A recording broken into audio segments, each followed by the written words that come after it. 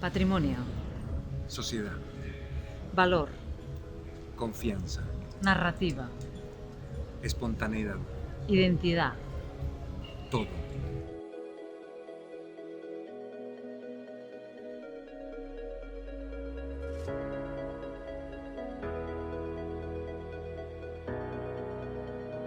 Des de la Xitxa Teatre, el projecte Revela ha estat un projecte molt innovador i apassionant.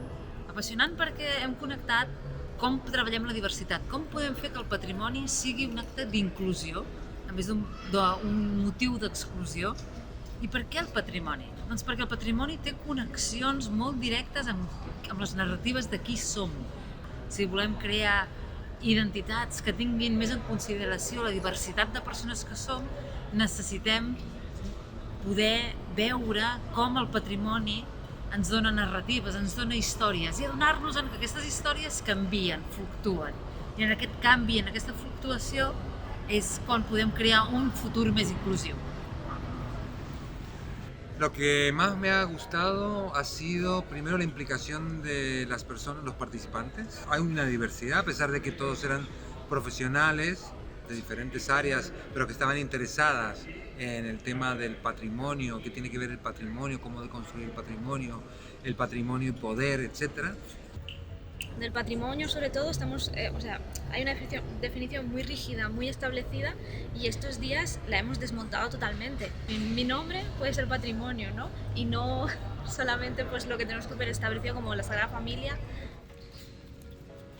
És molt important les fonts públiques, i a Ciutat Vella hi ha molt poques fonts públiques, i aquesta era una de les poques fonts públiques. Què ha passat? Mireu com està. No hi ha accés. No hi ha accés. Per què no hi ha accés? Perquè no hi ha un interès veritable en que això sigui una font pública, saps? Sí, el centro son las fuentes, los obstáculos son las motos. Entonces, primero vamos a estar todas aquí con sed, vamos a tener mucha sed y necesitamos llegar hasta ahí. Esa es la primera foto que vamos a hacer. Si no, vamos a tratar de poder hacer una denuncia de que no podemos acceder.